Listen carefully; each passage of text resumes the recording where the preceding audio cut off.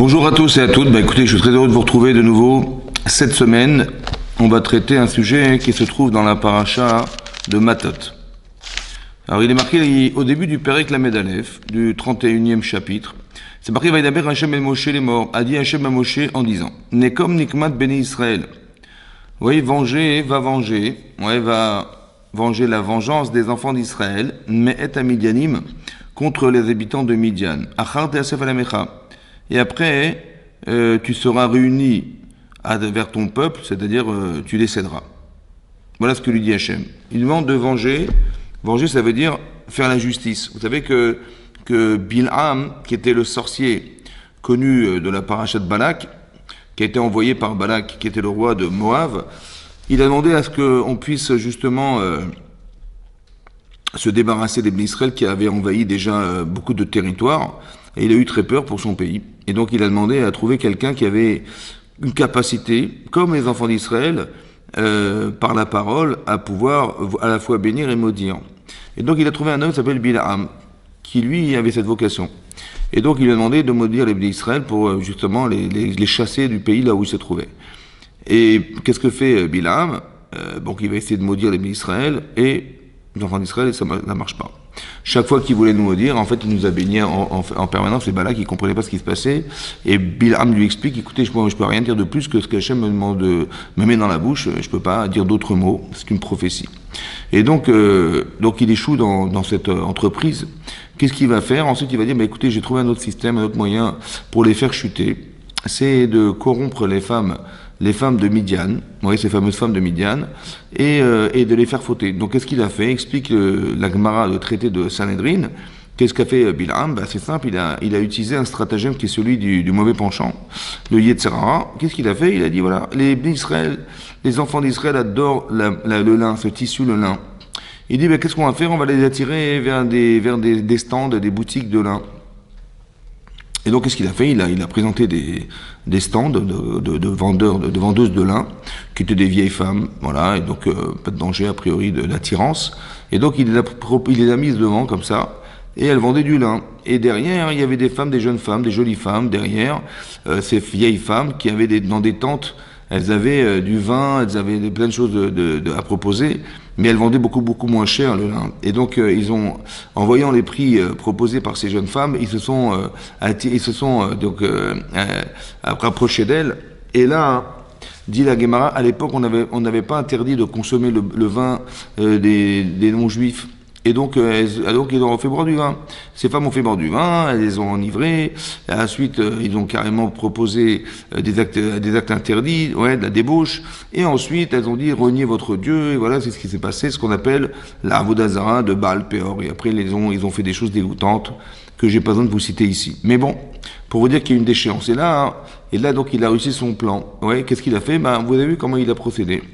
Et donc, Hachem a demandé à ce qu'on chasse donc on chasse, donc qu'on punisse, c'est-à-dire qu'on fasse la justice des enfants d'Israël qui ont été touchés par cette épidémie qui était de 24 000 morts, parce qu'à la suite de ça, il y a eu 24 000 morts. Il y a un chef de la tribu de Shimon qui était Zimri Menselou qui a été aussi condamné, etc. Vous avez compris, donc il y a quelque chose qui s'est passé qu'il fallait régler. Et donc Hachem demande à Moshe de faire la justice des enfants d'Israël. Nikmat ben Israël.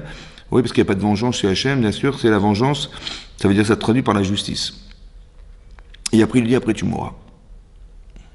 Et là, j'ai pas compris. Qu'est-ce qu'Hachem, il avait besoin de dire à Moshe, à ce moment précis, qu'il allait mourir?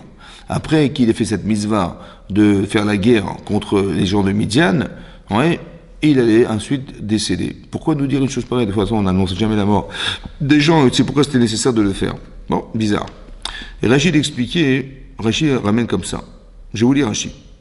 Vaïdaber Moshe. Afalpi sheshama shemitadot le abadavar. Il dit bien que Moshe, il a entendu que sa mort en dépendait. C'est-à-dire qu'il va faire la guerre, et après il va mourir. Bon, vous pensez bien que Moshe, il voulait pas mourir.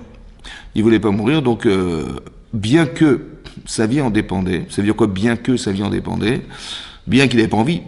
Bien qu'il n'avait pas envie d'y aller, il aurait pu retarder ça plus tard. Même le Midrash d'expliquer qu'il aurait pu dire, écoute, on ira dans 20, dans 10 ans, dans 30 ans, dans 40 ans. Et Hachem aurait dit, écoute, c'est vrai. Si ta vie en dépend, tu peux décider quand tu voudras. quand tu voudras.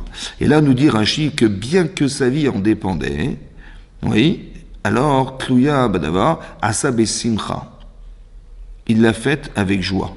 C'est-à-dire qu'il a envoyé l'armée pour faire la guerre contre Midian avec la joie. Velo Yicher. Et il n'a pas tardé à le faire. C'est-à-dire qu'il a fait, non seulement il a fait vite, mais il a fait avec joie. Voilà. Et là, j'ai pas compris. Comment quelqu'un, il sait que sa mort en dépend, c'est-à-dire que il va faire une grande mitzvah, c'est faire la volonté d'Hachem, c'est ce que Hachem lui propose de faire. Et Hachem lui dit, tu vas mourir. Et lui, il sait pertinemment qu'après la guerre, il va mourir, et quand même, il y va, Bessimcha. Non, il aurait été angoissé, j'aurais compris. Il y va, mais bon, il n'a pas le choix, il y va à contre-cœur, ou il dira, bon, j'irai à la dernière minute, ouais, juste avant le coucher du soleil, je sais pas moi, et d'accord, mais avec l'angoisse de mourir, parce qu'il sait pertinemment que sa vie en dépend, ça veut dire qu'il va faire la guerre contre Midian, et après il va mourir. Et quand bien même, il y va Bessimcha avec joie, et il y va vite, hein, il n'attend pas, il est pressé. Il a gagné au loto, là. Il a gagné au loto, il est très content, il y va, en fonçant, en criant, ouais, bravo, ouais, je vais super, je vais y arriver. J'ai pas compris comment on peut arriver avec la joie. Ouais. Même si quelqu'un y croit en Dieu, il a l'angoisse de savoir qu'il va disparaître.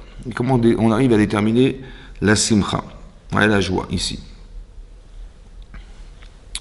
Alors, ici, il y a marqué un petit secret dans la Torah. Quel est ce secret? C'est comme ça. Évidemment que Moshe, il ne voulait pas y aller. Quel être humain est d'accord de faire une mitzvah pour ensuite mourir? Personne, évidemment. Mais il n'a pas un petit Yetzer Hara de ne pas y aller. Il a un énorme Yetzer Hara de ne pas faire la guerre contre Midian. Ou alors il a très très envie de repousser au plus tard possible cette guerre, parce que sa vie en dépend. Il n'a pas envie de quitter sa femme, ni ses enfants, ni le peuple juif, ni mourir comme ça après une mitzvah, c'est pas normal. Et pourquoi Hachem lui propose de faire la guerre et ensuite de savoir qu'il va mourir? Pourquoi Hachem lui dit? Il n'y a pas besoin de lui dire, s'il doit mourir, il mourra un jour, on ne sait pas. On n'a pas besoin de savoir quand est-ce qu'on mourra, c'est angoissant de savoir qu'on va mourir. Mais l'angoisse, en vérité, ici, est révélatrice, ouais, du Yetzer Hara qui se cache derrière. C'est-à-dire qu'il aurait tellement envie de ne pas le faire. Voilà, il aurait tellement envie qu'on lui ait jamais dit une chose pareille. Il aurait jamais aimé qu'on lui dise que sa mort en dépendait. Donc le Yetzer Hara, il est très très fort de ne pas accomplir cette mitzvah. Or, on sait pertinemment que le Yetzer Hara, il se trouve en l'homme, ouais, et tous les moyens qu'il a pour nous empêcher de nous réaliser, tous les moyens qu'il va mettre en place pour essayer de faire qu'on ne fasse pas le service d'Akadosh Baruch Hu, alors là, je veux dire, il est champion du monde, lui. Il va tout faire pour couper ses liens avec Hachem. Or, tenez ce principe, que plus c'est compliqué d'accepter ça, plus ça veut dire que le Yetzer Hara, il s'acharne pour m'empêcher de le faire. Et plus c'est révélateur que ce que je dois faire, c'est très important. C'est comme, je sais pas moi, une équipe de foot. Ouais, vous jouez au foot, ouais, donc vous avez 11 hommes qui sont sur le terrain, et en face, il y a 11 hommes qui veulent vous empêcher de mettre des buts. Maintenant, le meilleur joueur de l'équipe, tout le monde va s'agglutiner autour de lui, tout le monde va essayer de l'empêcher d'avancer, tout le monde va essayer de l'empêcher de marquer des buts, de faire des passes. Mais il y a des joueurs, on s'en occupe pas trop. Ouais. Mais pourquoi ils s'acharnent sur cet homme? Pourquoi ils s'acharnent sur ce joueur en particulier? Ou à l'équipe adverse? Pourquoi ils s'acharnent? Parce qu'ils veulent pas qu'il marque de but. Or, si vous voyez que, de la même manière que la personne importante, la personne qui est capable de faire des résultats, elle est attaquée par ceux qui vont l'empêcher d'atteindre cet objectif, oui, marquer des buts, s'il marque des buts, on a perdu la partie. Donc, il ne veut pas qu'on marque des buts. Donc, ils vont tout faire pour essayer, nous empêcher, de nous dribbler, aussi de contrebalancer tout ça. Dans la vie, c'est pareil, en fait. Vous avez quelqu'un qui s'appelle Yetzer Hara, qui est là pour vous empêcher d'atteindre les mitzvot. Donc, plus il s'acharne contre vous, plus vous êtes proche d'une vérité. Plus vous êtes un bon joueur. Maintenant, quand je sais, grâce au Yetzer Hara, que je suis un bon joueur, quand je sais, grâce au Yetzer Hara, que je suis proche de quelque chose que Hachem m'a demandé d'atteindre, parce que moi je ne sais pas quoi faire dans ma vie, mais je le sais grâce au Yetzer Hara. Vous savez pourquoi? Parce que pourquoi il s'acharne? Pourquoi dans certains cas, il me laisse tranquille, et dans d'autres cas, des fois je suis un mauvais joueur, donc je vois qu'on ne m'attaque pas, on ne m'empêche pas de jouer, et des fois je vois que vraiment on s'acharne contre moi. Ouais, on m'empêche d'agir. En fait, cet empêchement d'agir est un révélateur que je suis proche d'un but. Et donc je le sais maintenant. Merci au Yetzer Hara, merci beaucoup de m'avoir dit. Donc ici c'est pareil, mais évidemment qu'Avraham, Moshe Rabbeinu, il a un Yetzer Hara énorme de ne pas y aller. de ne pas faire la guerre contre Midian, puisque sa vie en dépend. Il sait bien qu'il va mourir après, donc il n'a pas envie d'y aller. Mais pourquoi le Yitzhara, il s'acharne pour l'empêcher d'y aller? Pourquoi il trouve toute forme d'argument pour l'empêcher de faire? Pourquoi il dit, mais je ne vais pas y aller, comment je vais faire? Et ma femme, mes enfants, je vais mourir, mais comment le clan Israël va s'occuper, va se réaliser sans moi? Toutes sortes de questions. En fait, tout ce que je vous dis là, toutes les questions qu'on se pose, en fait, c'est parce qu'on ne sait pas. Parce qu'il y a un vide. Alors l'Yitzhara, il en profite pour introduire derrière tout ça des mauvaises pensées, des culpabilités, comment vous dire, un acharnement à croire que c'est pas possible. Et plus c'est révélateur qu'en fait la chose qui est cachée derrière est très énorme. Alors merci beaucoup de me l'avoir dit. Alors j'y vais besimcha, j'y vais avec joie. Vous avez compris? Voilà. En fait c'est ce principe qu'il faut retenir. Plus vous allez vous rendre compte qu'on s'acharne à l'intérieur de vous-même pour vous empêcher d'atteindre quelque chose, ou bien on s'acharne pour vous pousser à faire quelque chose qui est interdit par la Torah, et plus vous saurez que c'est que comme ça, en refoulant ce désir, en vous renforçant dans ce qui vous permettra d'empêcher ce désir négatif de vous atteindre, que là vous allez grandir. Merci beaucoup le Yetzirah de me l'avoir dit. Et maintenant que tu m'as dit que c'était ça que je devais faire, à contraire de ce que tu veux m'empêcher de faire, que là je suis Bessimcha. Vous avez compris? C'est ça qui est marqué là. Un petit peu comme Hachem un jour va dire à Avraham Avinu, Karnei bincha, je t'en prie, prends ton fils, et Yechidera, ton unique enfant, Asher Rafta que tu aimes, et monte-le en holocauste sur une montagne que je te montrerai. Avraham, il a prié toute sa vie pour avoir des enfants, il a prié toute sa vie pour espérer que cet enfant soit un grand sadique, et lorsqu'il arrive, je pense, au summum de l'existence de cet enfant, là où il espère qu'il va se marier, c'est là qu'on lui dit sacrifiez-le en holocauste. L'épreuve est énorme. Parce que ça remet sa vie en cause. Toute sa vie d'enseignant, parce qu'Avraham il enseigne aux gens d'arrêter de faire des sacrifices d'enfants. Avraham il aime son enfant. Avraham il sait pertinemment que sa descendance dépend de lui. Avraham il sait bien que si tue cet enfant, il n'aura pas pu réaliser ce qu'Hachem lui a promis d'avoir une descendance aussi nombreuse que les étoiles. Donc tout ça, ça se bouscule dans sa tête, évidemment. Le Yetzirah, il est énorme, énorme. Et c'est marqué Vayeshkem Avraham Baboker. Avraham il s'est levé tôt le matin. Donc s'il s'est levé tôt le matin, ça veut dire qu'il a réussi à dormir, et s'il a réussi à dormir, je ne vois pas comment il a fait. Bah oui, parce que si tu sais le lendemain que tu dois sacrifier ton fils, normalement tu ne dors pas de la nuit. Hein. Et lui, il a réussi à dormir, sans somnifère, il a réussi à dormir, et à part ça, il n'a pas été à la fin de la journée, il a été tôt le matin. Rachid dit là-bas que Isdarez, il s'est empressé de le faire. Comment il a pu s'empresser de le faire? Même principe. Merci le Yetzirah de m'avoir dit que c'était ça le but de ma vie.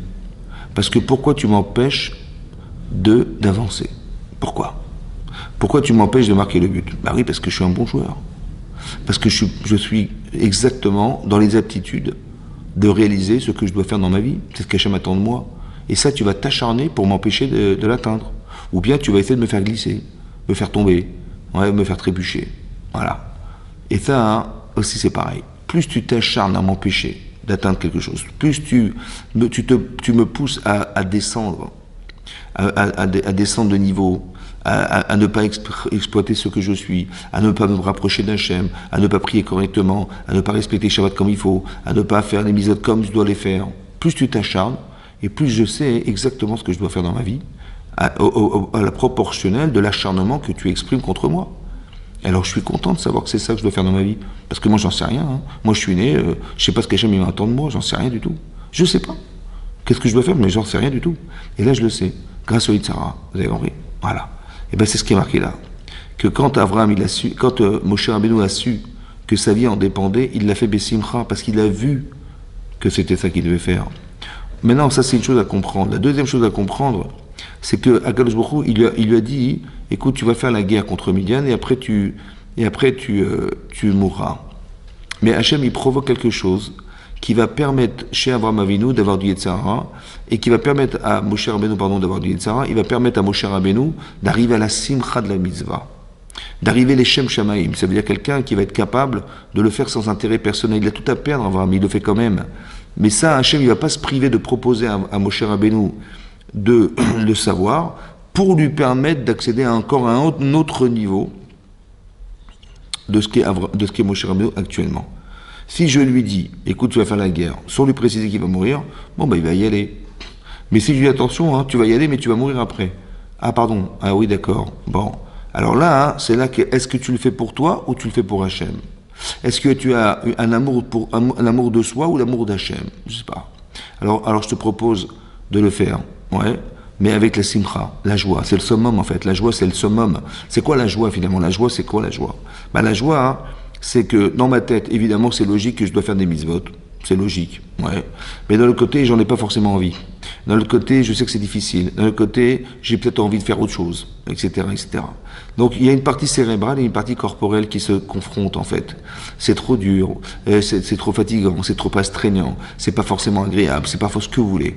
Et donc, en fait, j'ai un problème entre ce que je pense, que je dois faire, qui est logique, et de l'autre côté, mon corps qui va pas forcément suivre. Ce tiraillement, en vérité, c'est ça les doutes de ma vie. Ouais, c'est ça. C'est ça, les doutes. En fait, je doute. Mais qu'est-ce que c'est que le doute? En fait, c'est l'expression d'une angoisse corporelle qui vient et qui me fait dire non, laisse tomber, c'est pas pour toi, etc. Par contre, la simcha, c'est autre chose. La simcha, c'est que mon corps, il va il va être fusionnel avec mon cerveau. C'est-à-dire que quand je pense des choses et que mon corps, il est d'accord à 100% avec ce que je pense, alors j'arrive à la joie, la simcha. Ça veut dire qu'à contrario de l'angoisse, à contrario des doutes, vous voyez que mon corps n'est pas sûr, n'est pas certain, ressent des choses qui ne m'ont pas donné envie de faire. Oui, à contrario de ça, la simcha, c'est exactement l'inverse, c'est-à-dire que c'est une adéquation, une fusion entre le cerveau et le corps.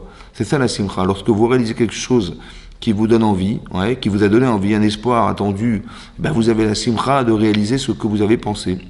Cette simcha, c'est la conjugaison de ce que votre corps ressent et de ce que votre tête ressent. C'est ça. Voilà. Voilà. Ben c'est ça la simcha. Voilà. Parce que c'est pas contradictoire. C'est-à-dire que des fois, par exemple, vous allez vous rendre compte de l'investissement que vous exprimez pour vos enfants. Des fois, il vous arrive de ne pas dormir la nuit. Des fois, il vous est arrivé de discuter des heures avec vos enfants. Combien ça vous a coûté de les éduquer? Combien ça vous a coûté, de l'investissement personnel? Donc les parents, en fait, qu'est-ce qu'ils gagnent? Ben, financièrement, ils perdent. Des nerfs, ils perdent. Des cheveux, ils perdent. De la patience, ils perdent. De choses qu'on sait déjà, on perd parce qu'on a autre chose à faire que de répéter à nos enfants ce qu'on sait déjà. Donc on perd. On perd beaucoup. On perd beaucoup et qu'est-ce qu'on gagne? Ben on gagne rien du tout. Hein. Gagner? Non, tu gagnes pas. Donc ton corps, il n'a rien à gagner là-dedans. Par contre, la satisfaction du résultat. Ah, je suis fier de mes enfants, voilà, je suis satisfait du travail réalisé, voilà, ils vont se marier, ils sont équilibrés, Baruch Hashem, ils ont une parnassa, ils étudient la Torah, ils ont... Super. En fait, c'est une satisfaction qui est spirituelle. C'est ça la simcha, en fait. La joie, hein, c'est que j'ai réussi à mettre en accord mon corps et ma tête. Même si j'ai perdu, vous avez vu, c'est au contraire, j'ai perdu du temps, j'ai perdu de l'argent. Mais vu le résultat que j'espérais atteindre, la simcha, c'est de voir le résultat que j'atteins. Et c'est ça qui me contente. Ouais. La déception, bah, c'est le contraire. C'est voir que finalement, ce que j'espérais avoir, bah, ça ne s'est pas réalisé. D'accord? C'est ça. Et donc ici, on apprend un principe de base, c'est que ici, la simcha, elle vient du fait de savoir que l'Yetzirah, il veut m'empêcher d'atteindre quelque chose qui est proche de très très proche de ce que je dois être. Et donc là, je suis content de pouvoir le faire, c'est pour ça que j'ai la force. Et j'ai la simcha de le faire. Oui, à contraire de ce que je vais perdre. C'est ce qui est marqué ici. Et donc, c'est ce que va faire Moshe Rabbeinu. Et donc, il est parti. Donc, qu'est-ce qu'il a dit? Il va y d'abord Moshe à l'âme. Donc, Moshe a dit au peuple, et echaletzu meitechem anashim, séparez de vous des hommes, la tzava pour l'armée. Veyu al Midian, la tête nikmat Hashem et Midian. Et ils iront contre Midian pour faire la justice d'Hachem à Midian. Vous avez vu qu'il n'a pas dit la justice des enfants d'Israël. Il a dit bizarrement la justice d'Hachem. Pourquoi? Parce que celle des enfants d'Israël, c'est celle d'Hachem. Quand on s'attaque au Bnei Israël, on s'attaque à Hachem. Et donc forcément, ici, c'est pour ça que Moshe a dit, vous savez quoi, c'est la justice d'Akadosh Baruch Hu. Elef lamate, lechol matot atzavat, ishlachou l'atzavat. Donc il a dit 1000 personnes par tribu, vous enverrez. Veimseru, mais alfei Israël, elef lamate, shnem asar elef chaloutse tzava. Donc s'il y avait 12 tribus, 12 fois 1000, ça fait Ça fait 12 000. Donc ils étaient 12 000. Vaishlach otam Moshe élève la maté, la tzava otam vet Pinchas ben Elazar Cohen. Donc il a accompagné l'armée avec un homme qui s'appelait Pinchas, qui était le fils d'Elazar Cohen, la tzava, ou Klea Kodesh, Vechatzot Serot, et 3 bialos. Donc ils amenaient avec eux des trompettes. Oui. Et des Klea Kodesh, des ustensiles saints, qu'ils avaient entre les mains. Veitzbeu al Midian, Kacher Tziva Hashem et Moshe ve'yargu kol zachar. Et donc ils ont finalement fait la guerre contre Midian, et ils ont tué tous les mâles, tous ceux qui étaient des hommes. Ve'ed malchei Midian, aragu al chalelehem. Ils ont tué aussi les rois de Midian sur leurs cadavres. C'est qui les rois? Et Evi, Ve'et Rekem, Ve'et Tsur, Ve'et Chur, Ve'et Rega. Chameshet malchei Midian. Tous ces hommes-là étaient en fait des royautés de l'époque qui vivaient à Midian. Il y avait 5 royautés. Ve'et Bil'am, Aben Beor, Argu Becharev. Et le fameux Bil'am, qui était fils de Béor, eux ils l'ont tué, Becharev. Donc il est venu, il a été assassiné à ce moment-là. Pourquoi assassiné?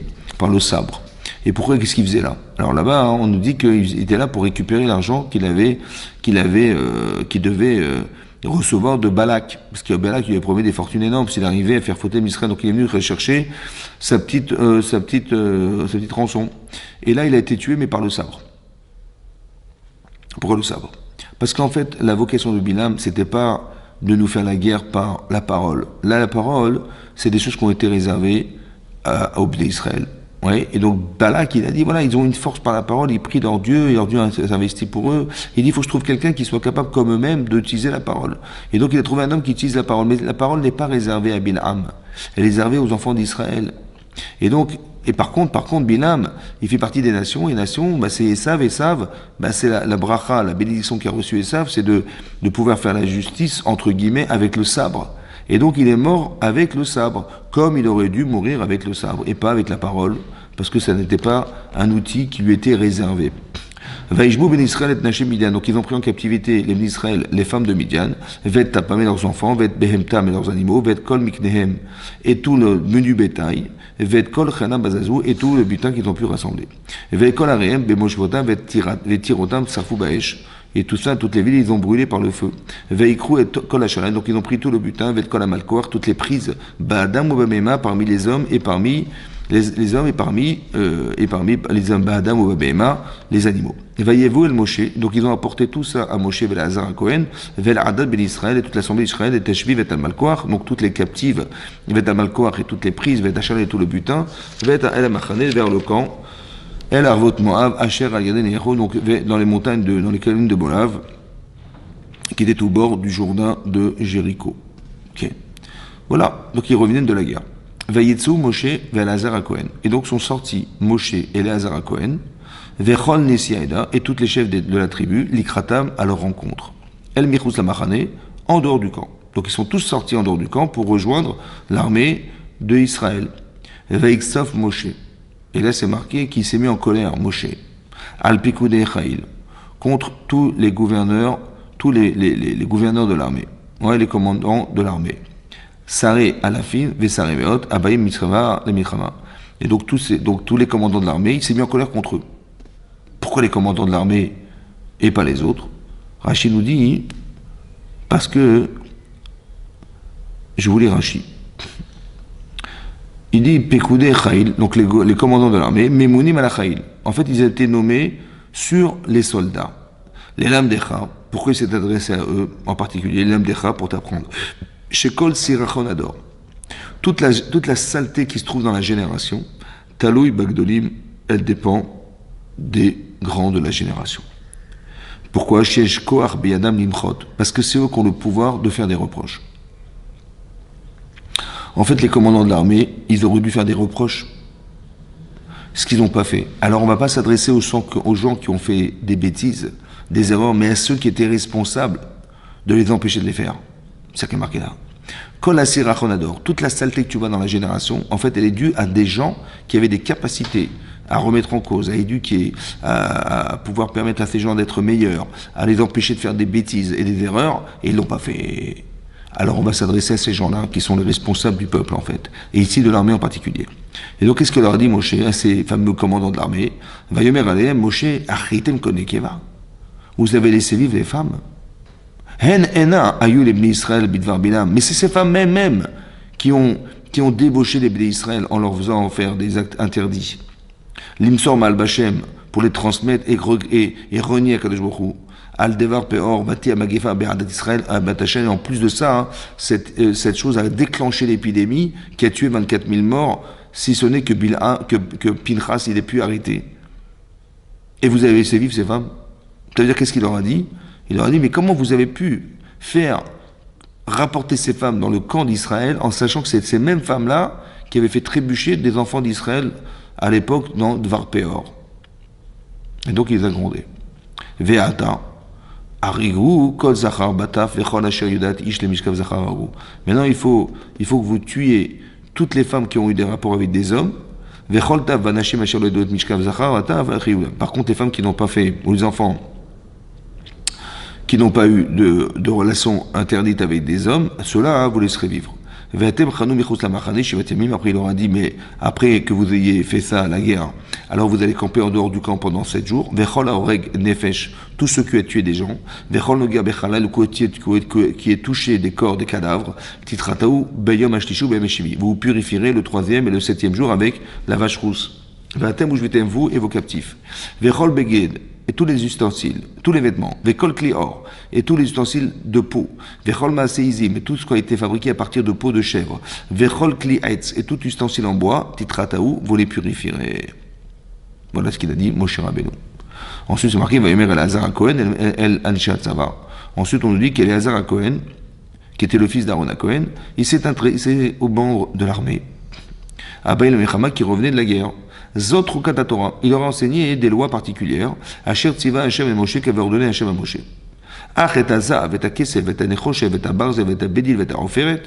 Seulement des ustensiles en or, en argent, en cuivre, en métal, en étain et en plomb que vous avez rapporté de la guerre, parce qu'ils ont ramené du butin, mais dans le butin il y avait des casseroles, des marmites, des poêles, voilà, des ustensiles qui avaient été utilisés par les Midianim, qui étaient des non-juifs et qui ne mangeaient pas forcément kasher, évidemment pas kasher. Et donc il a fallu kashériser ces ustensiles.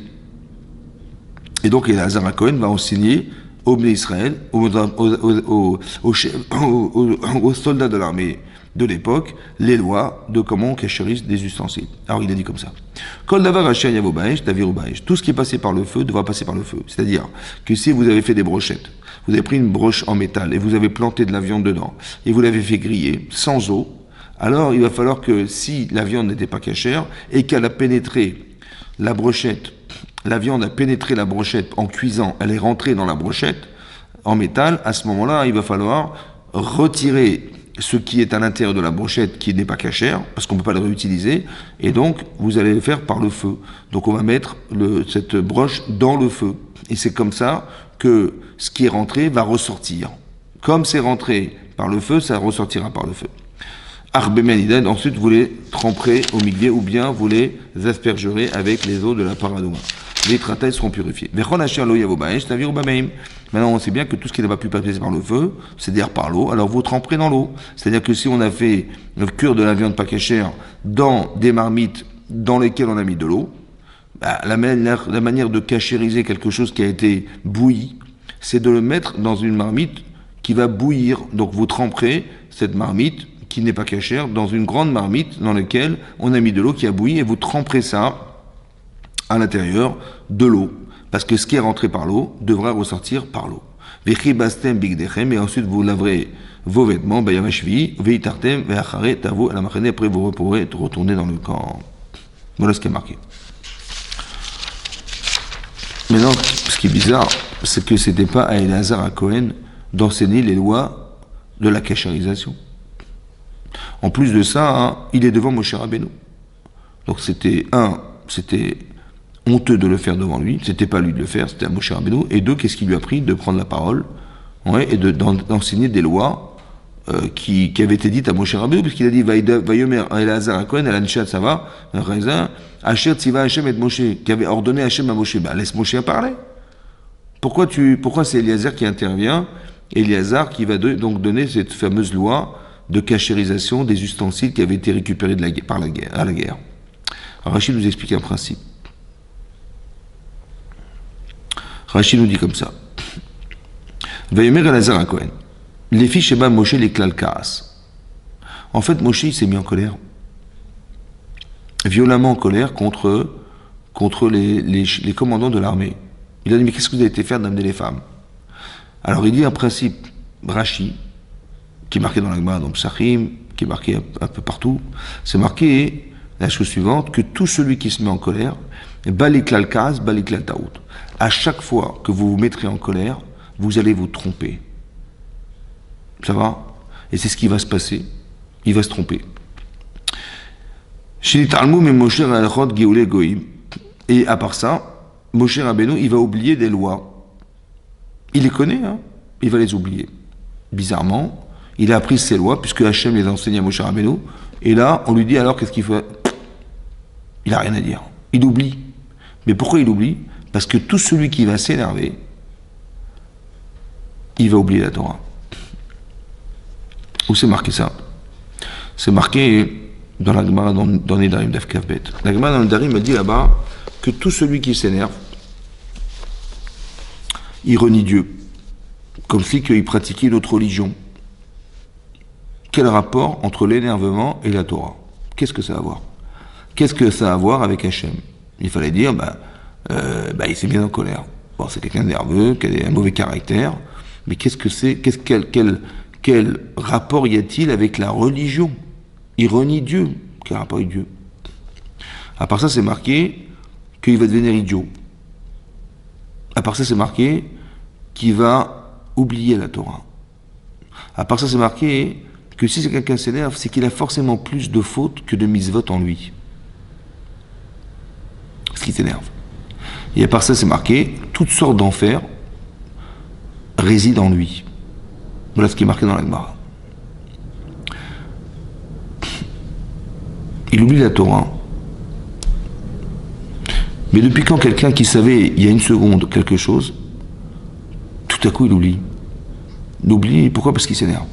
J'ai jamais vu un prof de maths qui s'énerve contre ses élèves et qui oublie les mathématiques. J'ai jamais vu, je sais pas moi, un prof de géographie pareil, un prof de physique, il va s'énerver, il va oublier l'enseignement qu'il a su. C'est impossible d'oublier. Qu'est-ce que ça a à voir avec la colère? Et Rachid nous cite d'autres endroits où Moshe s'est mis en colère.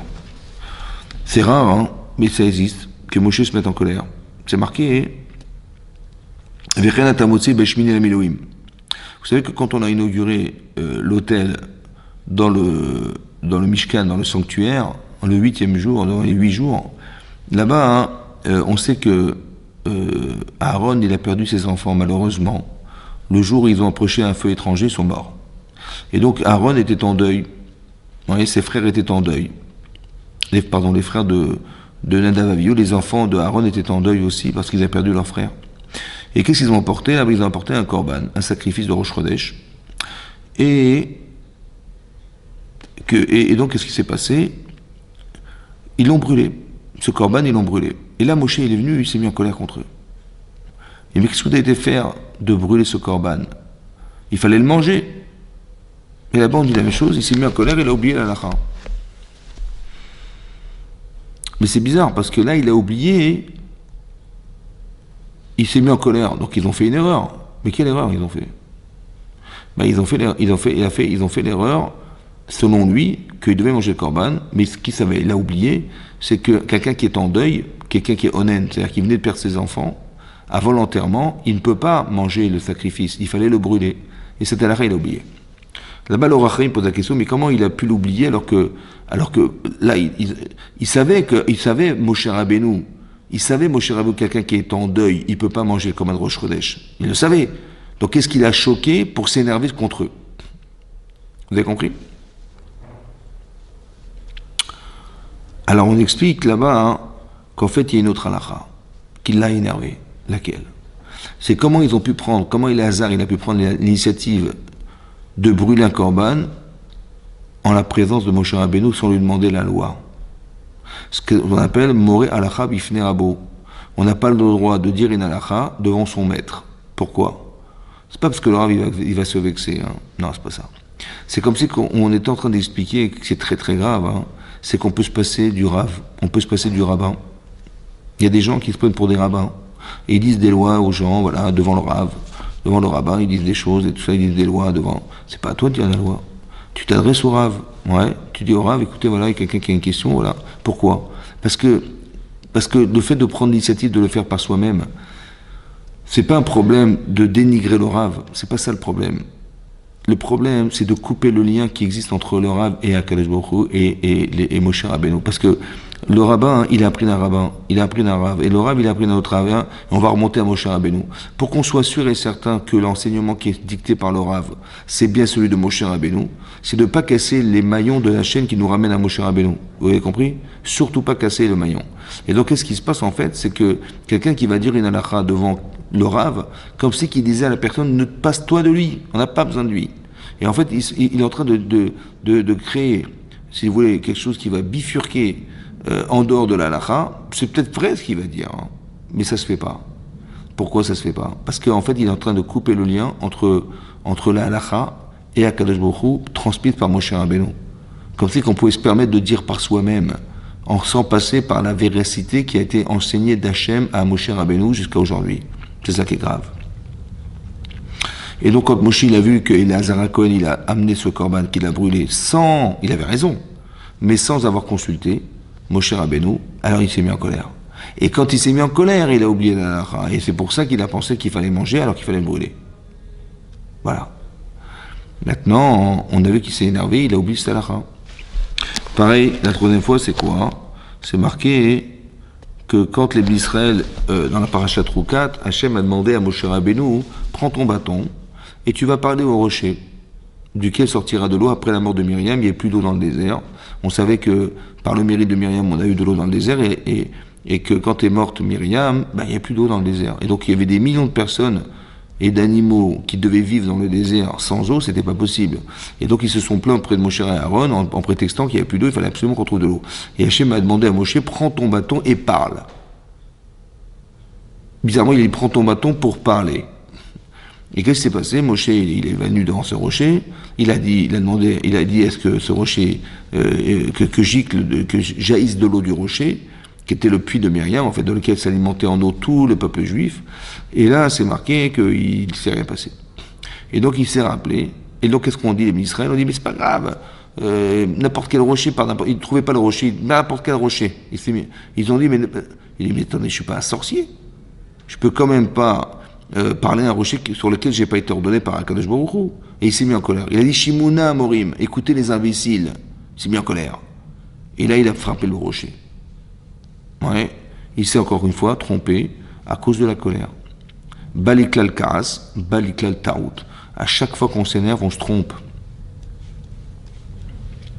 Maintenant, comment comprendre la Gemara dans les Darim? La Gemara a expliqué que quand quelqu'un s'énerve, il renie Hachem. Il renie Dieu, quoi. Quel rapport avec la religion? Quel rapport avec Dieu? En fait, le rapport, il est simple. Partez du principe que tout ce qui vous arrive a été pensé. Rien n'est là par hasard. Tout ce que vous avez devant vous a été réfléchi. Tout ce que vous subissez dans la vie a été réfléchi par Hachem. Maintenant, Hachem, il ne va pas nous téléphoner, il ne va pas nous parler, mais il crée des situations, il crée des rencontres, il crée des opportunités, il crée des invitations, voilà. Après, à toi, comment tu vas l'analyser, comment tu vas le vivre. En fait, il te fait progresser en t'envoyant ce qu'on appelle des tests, des épreuves, des situations de vie. Voilà. Et c'est comme ça que tu vas évoluer dans ta vie vers Hachem et vers les mitzvot. Donc, qu'est-ce qui se passe en fait? Hachem, il a vu, il y a quelqu'un auquel il manque des connaissances. Bon, il est bête, ou elle est bête. Madame, elle est bête, ou il est bête. Bon, il dit Hachem, dommage. Il lui manque des connaissances, il lui manque du savoir, il lui manque plein de choses. Il dit, tiens, mais quelqu'un qui a cette connaissance. Voilà, il est là. Qu'est-ce que je fais, Hachem? Il les fait se rencontrer. Et quand ils se rencontrent, bah l'autre, qui a la connaissance, mais ça le rend malade de voir des gens idiots. Ça le rend fou, je ne supporte pas la bêtise, moi je ne supporte pas. Et donc il va vivre une expérience avec cette personne, que ce soit un homme ou une femme, qui est bête, qui fait des bêtises ou qui ne comprend rien, et ça l'énerve. Donc qu'est-ce qui va se passer? Il va s'énerver. À cause de quoi? À cause de son intelligence, à cause de sa connaissance. Parce que monsieur ou madame, elle ne supporte pas ou il ne supporte pas la bêtise des autres. Et donc je me mets en colère. Donc qu'est-ce qui va se passer? Il va se mettre en colère contre celui qui est bête, ou celui qui ne sait pas, ou celui qui a mal agi, ou celui qui n'est pas éduqué, ou je sais pas quoi. Mais j'avais plus envie, en fait, normalement, d'avoir pitié de la personne et de lui dire, ah, la pauvre, elle sait pas, ou elle sait pas, ben, je vais lui apprendre. Ouais, je vais lui apprendre. Et plutôt que de lui apprendre, je me suis mis en colère. En vérité, pourquoi c'est renier Hachem, tout ça? Vous savez pourquoi c'est renier Hachem? Ben, c'est pourquoi c'est lié à la religion. Parce que tu sais pertinemment que c'est qui te l'a envoyé, cette personne. Ben, c'est Hachem. Il aurait tellement aimé que tu l'aides. Or, je me rends compte que ce que je te donne comme connaissance, ça te dessert puisque tu t'énerves avec. Alors je te l'enlève. Pas pour te punir, hein, c'est pas pour te punir. C'est pour, au contraire, ne pas que tu arrives à des situations pareilles où, plutôt que d'apporter quelque chose, tu frustres la personne à qui tu devrais donner. Tu l'engueules, tu la grondes, tu t'énerves contre elle, mais c'est honteux. Vous avez compris? C'est pour ça que celui qui reçoit la Torah doit faire très attention pour qu'il puisse la conserver, il faut savoir l'utiliser. Et si la personne n'est pas en adéquation à cette situation, il perd la Torah. Il oublie la Torah, c'est un truc de fou. Hein. C'est-à-dire que tu apprends quelque chose, et du jour au lendemain, à la seconde où je te parle, tu l'oublies. Comment tu l'oublies? Parce que la Torah, elle vit en nous. La Torah, c'est pas des sciences, c'est pas des connaissances universelles, c'est la Torah. La Torah, c'est quelque chose de spécial. Oui. Et donc, si tu n'es pas en aptitude à la recevoir ou l'accepter ou bien à être cette personne, eh ben elle s'en va. La Torah ne reste pas. La Torah est vivante. C'est marqué dans la Gemara dans Kiddushin. C'est marqué au Betorato Yehegi Omavalaïda. Et dans sa Torah, il étudiera le jour et la nuit. Mais c'est marqué Betorat Hashem Chevtso. La Torah d'Hachem, il va désirer. Alors, il m'a dit comment va. C'est la Torah d'Hachem ou la Torah de l'homme? Dans sa Torah, la sienne, à l'homme, il va étudier le jour et la nuit. Et là-bas, c'est marqué il va désirer la Torah d'Hachem. Alors, c'est celle d'Hachem ou de l'homme? Alors, Rachid explique là-bas, dans la Gemara de Kiddushin, qu'en vérité, c'est la Torah d'Hachem. Mais ça devient la tienne lorsque tu étudies la Torah, lorsque tu t'investis pour elle. Tu deviens l'homme de la Torah. En fait, tu deviens l'homme de la Torah d'Hachem. Ah, mais ça dépend de toi. Si tu es un tzaddik et tu fais attention à cette Torah-là, et tu fais attention à comment tu vas l'enseigner, et tu fais attention aux gens à qui tu dois l'enseigner, alors tu la conserveras. Mais sinon, elle s'en va, elle reste pas avec toi. Mais c'est elle se retire de toi. La Torah est vivante. Elle n'est possible, elle peut rester chez la personne qu'à condition qu'il soit dans l'aptitude à recevoir. Tu dis, mais j'ai pas fait gaffe, je me suis énervé, j'ai pas fait attention. Ouais, c'est comme quand tu mets la main dans le feu, tu fais pas gaffe, ça brûle. Hein. Pareil. C'est pas compatible. Vous avez compris? C'est ça qui explique qu'il est kofer, il renie Dieu. En vérité, c'est aussi révélateur du caractère de la personne. Il est plus dans la vera que dans la misva. Il est plus dans la faute que dans les bonnes actions. Mais oui, bien sûr, parce que quand on est dans la faute, on est égoïste, on pense qu'à soi, donc on va s'énerver contre les autres. Vous avez compris? Comment ils ont pu faire ça? On est orgueilleux, on est vaniteux, vaniteuse, vous avez compris? Et on croit qu'en fait, mais non, c'est dommage qu'on t'ait donné cette intelligence qui va pas servir, au contraire, qui va te desservir à toi-même, puisque tu vas te vanter d'être, et tu vas te moquer des gens, et tu vas... C'est pas ça. Vous avez compris, le karas. C'est ça le karas. L'énervement, la colère. En fait, quand je me mets en colère, en fait, j'humilie la personne. Mais moi, je suis pas sourd. Hein. T'es pas obligé de me crier dessus, t'es pas obligé de m'engueuler. Hein. Je suis pas sourd. J'ai des bonnes oreilles, je suis pas sourd. Vous avez compris? Et nous, on se permet de crier contre les gens, mais c'est humiliant. De quel droit on se permet une chose pareille? C'est honteux. C'est en ça que c'est dégoûtant, l'énervement, c'est sale. Est-ce que toi, tu aurais aimé qu'on te crie dessus? Non. Après, tu cries. Ah, t'es énervé, machin. Mais toi, tu aurais aimé qu'on te parle comme ça? Non. Par contre, tu aurais aimé qu'on fasse attention, qu'on te respecte, qu'on te parle autrement. Bah, c'est comme ça que tu vas parler aux gens. Tu vas parler exactement comme tu aurais aimé qu'on te parle. Donc, tu ne te mets pas en colère. Tu dis pas qu'est-ce qu'il est bête. Tu dis, bah... dommage, ils ne savaient pas. C'est un peu comme mes enfants, je dis pas, je m'énerve pas, je dis, les pauvres, ils ne savaient pas. Quand tu aimes les gens, tu as pitié d'eux. Mais quand tu te fiches d'eux, tu n'as rien à gagner, tu peux les engueuler, c'est pas grave. Surtout que tu as à perdre. Souvent, on a à perdre. Souvent, c'est justifié, la colère est justifiée. Et c'est justement là le problème. Parce qu'ici, je vous explique. Ici, Hachem a demandé à Moshe Rabbeinu d'aller faire la guerre contre Midian. Et là, il avait 1 milliard de raisons de ne pas le faire. Parce que sa mort en dépendait. Et quand même, il dit c'est pas grave, je vais mourir, mais je vais faire la mitzvah besimcha, avec toute la joie possible et imaginable. Donc il fait sans intérêt personnel, il a une simcha incroyable. Maintenant, ok, donc il envoie les gens de l'armée qui vont faire la guerre. Ils reviennent avec les femmes avec lesquelles il s'était débauché. Donc quand il a vu ça, Moshe Rabbeinu, évidemment qu'il va se mettre en colère. Mais comment vous avez osé ramener ces femmes dans le camp? Comment vous avez pu les ramener en sachant qu'elles avaient provoqué une épidémie de 24 000 morts? Ces femmes-là, quand même, ça se fait pas. Il se met en colère. Évidemment que la colère est justifiée. 1. 2. Mais quand il les a vus venir, et que finalement, ils sont revenus avec ces femmes, ça veut dire que la guerre qu'ils avaient faite, elle n'est pas finalisée. Il aurait pu se dire, un petit répit, voilà. Ils savaient gagner la guerre, ils avaient finalisé la guerre, je serais mort. Et là, j'ai un petit répit, ils n'ont pas fini la guerre. Ouf, Baruch Hashem, je vais pouvoir encore vivre un peu plus longtemps. Puisqu'ils ont raté la guerre, ils n'ont pas tué ces femmes, ils ont pas finalisé la guerre. Donc ils devraient être contents. Et on voit qu'ils s'énervent. Mais tu t'énerves de quoi tu t'énerves? Mais je m'énerve parce qu'ils n'ont pas fait. Mais justement, sois content qu'ils n'aient pas fini la guerre. Pourquoi tu t'énerves? C'est-à-dire que son énervement, il est vraiment les Shem Shamaïm. Il s'est vraiment énervé pour Hachem, quoi. Il a accepté de faire la guerre au détriment de sa propre vie. Et quand ils sont revenus, au lieu d'être contents qu'ils aient raté la guerre et de dire ça me laisse du répit, je vais vivre plus longtemps, il s'est énervé contre eux. Donc il s'est vraiment énervé en sachant que quoi? Qu'il allait mourir après qu'il se soit énervé, il allait mourir parce qu'ils vont finir la guerre, il va mourir. Donc il s'est vraiment énervé en justifiant sa colère. Et quand même il oublie la Torah. Ça veut dire ici on apprend un principe clair et net que rien ne justifie la colère. Répète après moi. Rien ne justifie la colère. Je me répète, rien ne doit justifier la colère. Si déjà Moshe Rabbeinu, ouais, c'est ça qu'on apprend de la Torah, c'est extraordinaire. C'est-à-dire que Moshe Rabbeinu, il avait toutes les raisons de s'énerver. C'était justifié à 150%. Ouais.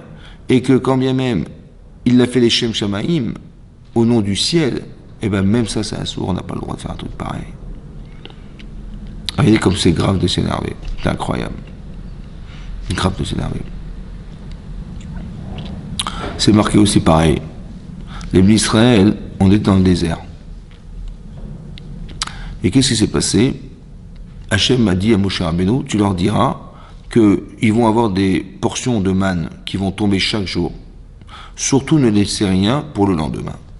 On voulait qu'on ait confiance en Hachem et que tout ce qui arrive au jour le jour, on aura de quoi manger au jour le jour. Ne conservez rien. Et des gens ont conservé. Et donc ça a fondu. Ils ont regardé.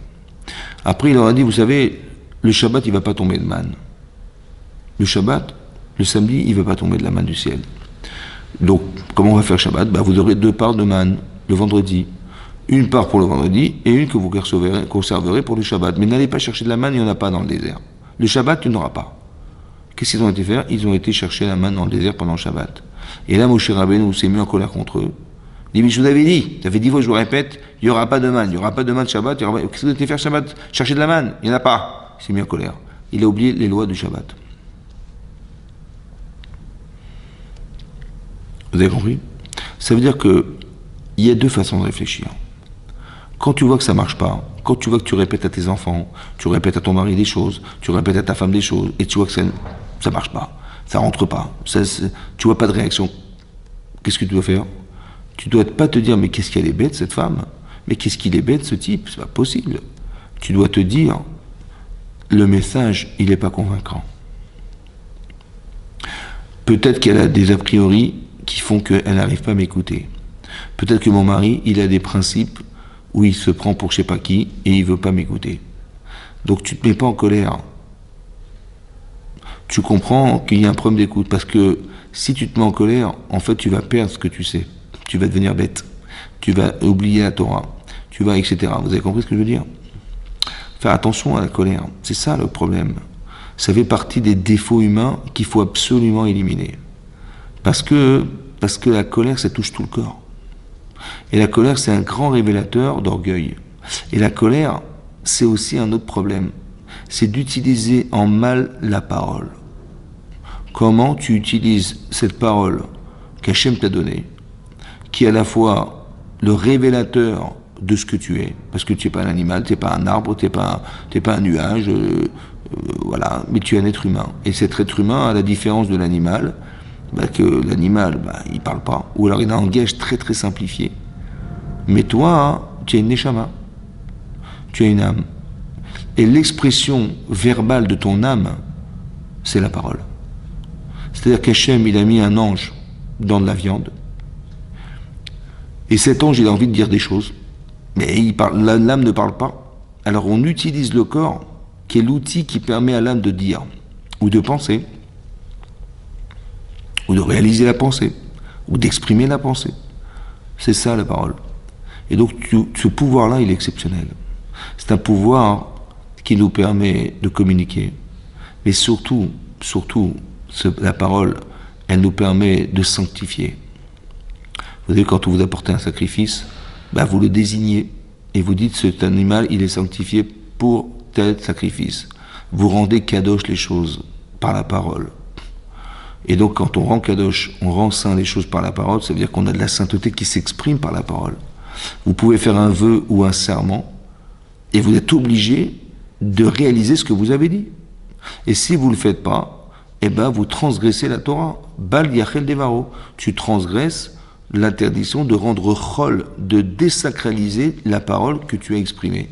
C'est étonnant que la parole est sacrée et que lorsque je ne respecte pas ce que je dis, je désacralise ma parole. Il y a une telle kedusha dans la parole, une telle sainteté dans la parole, qu'elle est désacralisée. Le Nefesh HaChaim explique que quand vous dites quelque chose ou quand vous faites une prière, sachez que dans les cieux, ça a plus d'implication qu'un acte. La parole a plus d'implication dans les cieux qu'un acte lui-même. L'implication par la parole, incroyable. C'est-à-dire que la parole a une puissance incroyable. Hachem a créé le monde par la parole. On a aussi une capacité comme Hachem de créer par la parole. Et donc ce que je vais vous dire par là, c'est que quand on se met en colère, on rend chol le dibour. C'est dommage. C'est pas comme ça qu'on aurait aimé que tu l'utilises. C'est comme si quelqu'un il a acheté un animal et puis il a dit tiens je vais le réserver pour le Beth Amikdash et donc il a dit cet animal il sera kadosh.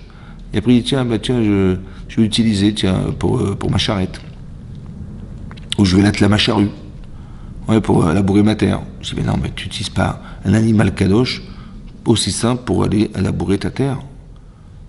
C'est un interdit de la Torah. Ça veut dire qu'on n'a pas le droit d'avoir usage de quelque chose qu'on a rendu saint. On n'a pas le droit. Personnellement, non. Non. C'est réservé à Kadosh Baruch Hu, tu le laisses pour lui. Donc qu'est-ce qui se passe? Mais qu'est-ce que tu as fait? Tu n'as fait que dire. La parole, elle a une telle kedusha.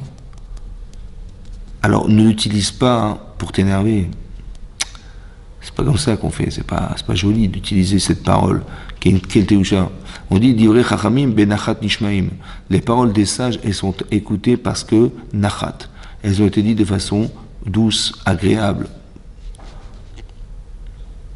Le calme. Voilà. Parce que quand je crie, j'insulte. Oui. Parce que pourquoi tu t'énerves contre moi? Qu'est-ce que je t'ai fait? Je t'ai rien fait. Tu t'énerves, donc je ne vais pas t'écouter, évidemment. Et toi, tu crois qu'en criant, je vais t'écouter plus longtemps? Mais jamais de la vie, c'est l'inverse. Pourquoi tu t'énerves alors? Tu m'insultes, tu m'injures, quelque part. Tu m'as rien dit de méchant, c'est pas un gros mot, mais quelque part, tu m'as pas respecté, ça se fait pas, vous avez compris. Et pour ça, il faut respecter les gens. Parce que les gens qu'on écoute, c'est des gens qui nous respectent. Et nous, on veut être efficace, ou on est agacé. En fait, est-ce que tu veux transmettre un message, ou tu veux juste dégager des pulsions personnelles? Voilà, qu'est-ce que tu veux? Je dis, ouais, mais je vais lui dire la vérité, ça m'énerve, et je lui dis que c'est quatre vérités, ça va l'énerver, ou je vais lui apprendre à vivre, ou je sais pas quoi, je vais l'éduquer, Mais tu éduques personne comme ça. Si tu déverses ta colère contre les gens ils vont pas t'écouter. Au contraire, ils vont dire, tu me traites comme ça, tu vois ce que je vais te faire. On se met pas en colère, c'est très grave. Ouais. C'est ça qui est marqué ici, on oublie la Torah, si vous vous rendez compte, c'est très grave. Il n'y a pas Hachem dans cet espace. Non. Comme si qu'Hachem il est dégoûté qu'on crie, qu'on s'énerve, qu'on se met en colère. Et c'est ça qui est marqué ici. À 4 reprises, Moshe s'est mis en colère. Il s'est mis en colère ici dans la paracha de Matot contre les commandants de l'armée. Il s'est mis en colère contre son frère à travers ses enfants pour dire mais qu'est-ce que vous avez été faire de brûler, de manger, brûler un corban, il fallait le manger. Il s'est mis en colère contre les bénis d'Israël lorsqu'il a dû parler au rocher et il a frappé le rocher. Et il s'est mis en colère contre les bénis d'Israël qui n'ont pas respecté le Shabbat en allant chercher de la manne dans le désert. Voilà ce qui est marqué là-bas. Et à chaque fois qu'il s'est énervé, il est rentré l'éclal karas, rentré l'éclal tarot. Il est rentré dans une règle qui s'appelle la colère et dans une règle qui s'appelle l'erreur. On se trompe toujours à s'énerver. Parce qu'on n'est pas objectif, parce que le cerveau est noué, parce que on n'arrive plus à réfléchir. Voilà. Et bien ça, c'est quelque chose à corriger. Donc c'était ça l'objet du cours, c'était d'expliquer que même si Moshe Rabbeinu avait 1 milliard de raisons de justifier la colère, on voit qu'il a oublié la Torah. Et donc ça veut dire que ça nous apprend une leçon d'humilité, ouais, qu'on doit respecter les gens. On doit, si moi, je sais pas moi, imaginez-vous, vous avez une secrétaire, bon, vous la payez et vous lui demandez de faire un travail spécifique parce que vous avez un rendez-vous urgent, très important et qui va vous faire gagner beaucoup d'argent. Donc vous lui laissez les documents et tout ça, et madame elle fait n'importe quoi. Et là vous allez vous énerver, mais c'est quoi ce travail bidon? Et je vais m'énerver contre elle, et je vais machin, et je vais dire en plus je te paye, je vous paye, machin, et c'est quoi cette histoire? Et c'est moi qui vais refaire le travail à votre place, et je vais m'énerver. Mais comment je vais réussir à me calmer? Ben je vais faire comme ça. Vous savez ce que je vais faire? Je vais prendre la photo de ma grand-mère, et je vais la coller sur la tête de ma secrétaire. Et je vais voir la tête de ma grand-mère. Et je vais dire, mamie, ça va? Bon. Mais comment tu t'es trompé là, ça va pas, hein, il aurait fallu faire comme ça ou comme ça. C'est marrant parce que ma grand-mère, je l'aurais jamais engueulée. Hein. Ben, j'ai trop d'estime. Mais ma secrétaire, j'ai rien à gagner. En fait, le problème, c'est qu'on n'a pas d'estime des autres. C'est pour ça qu'on s'énerve. Parce que si c'était ta grand-mère, tu aurais mis des gants. Tu aurais dit, mamie, c'est pas comme ça qu'on fait. Je vais t'expliquer, mamie, comment on fait. Voilà, il faut faire comme ça, comme ça. En fait, le problème, c'est qu'on n'a pas d'estime des autres. On n'aime pas les autres. D'accord. On n'a pas de relation assez intime pour éviter de se mettre en colère. Et aussi, le Yetzer Hara, il est présent. Vous avez compris, le Yetzer Hara, il est là pour en fait nous faire chuter. Ouais, et c'est pour ça que les gens dans les couples, ils se mettent en colère. Pourquoi ils s'énervent? Parce que c'est tellement important d'être ensemble que le Yetzer Hara, il va trouver toute forme de trafic pour couper les liens entre mari et femme. Ouais, et pour que dans la colère, ils vont se séparer. Vous avez compris ce que je veux dire? Pour ça qu'il faut savoir ce yisod que je vous ai dit au départ. Afal, puis bien que la mort de Moshe Rabbeinu dépendait de la guerre, ouais, il a fait ça besimcha.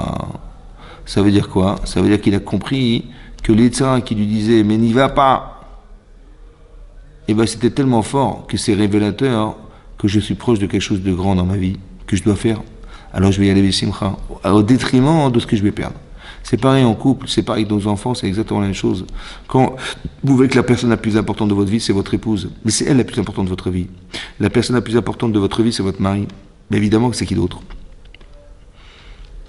Personne. Et là, on voit qu'il y a des conflits tellement puissants qu'on va s'énerver contre la personne la plus importante de sa vie. C'est incroyable quand même. Et on va se mettre en colère. Et c'est comme ça qu'on se sépare. En fait, la colère nous sépare. Alors qu'en vérité, si on aime vraiment la personne, eh ben on devrait la juger autrement. C'est comme ma grand-mère. Je trouve des circonstances atténuantes. Ben, ma femme aussi, c'est pareil. Mon mari, c'est pareil. Pourquoi je n'y arrive pas? Parce que je n'ai pas assez d'estime. Peut-être que j'aime pas mon mari, je m'aime moi-même par mon mari. Ou j'aime pas non plus ma femme, je m'aime à travers ma femme. Vous avez compris? Je suis content d'avoir avec moi, maintenant, mais est-ce que tu aimes ta femme ou tu t'aimes toi? Est-ce que tu aimes ton mari ou tu... Ben oui, ça se voit tout de suite parce que tu t'énerves. Donc c'est que tu l'aimes pas. Parce que ton mari, qui est la personne la plus importante, elle est plus importante que ta grand-mère, que ton père, que ta mère, que qui que ce soit. Ben parce qu'avant, tu étais célibataire, maintenant tu es marié. Mais ta vie, elle a vraiment démarré à ce moment-là. Ton couple, il est vraiment la soudure de ce qui t'a manqué dans ta vie. Pourquoi tu t'énerves? Ben c'est ça. Ça veut dire qu'il n'y a pas assez d'estime de l'autre. On n'a pas compris ce que c'est que l'autre. Alors c'est ce qu'on se souhaite, Béat Hachem, voilà. Qu'on arrive à bien comprendre tout ça, hein, qu'on arrive à travailler sur ça, hein, et qu'on arrive à jamais s'énerver. Parce que Hachem, il considère que si la Torah s'oublie, c'est qu'il n'est pas là. Et donc en fait, en se séparant de l'autre, pas en criant, on sépare d'Akadosh Baruch Hu. Voilà. Et il faut faire attention. Voilà, Be'ezrat Hashem. Merci beaucoup de m'avoir suivi. À très bientôt. Vous pouvez toujours vous abonner à la chaîne YouTube. Et voilà, pour pouvoir recevoir gratuitement tous les cours Be'ezrat Hashem. Je vous embrasse à tous. Comme tout, au revoir.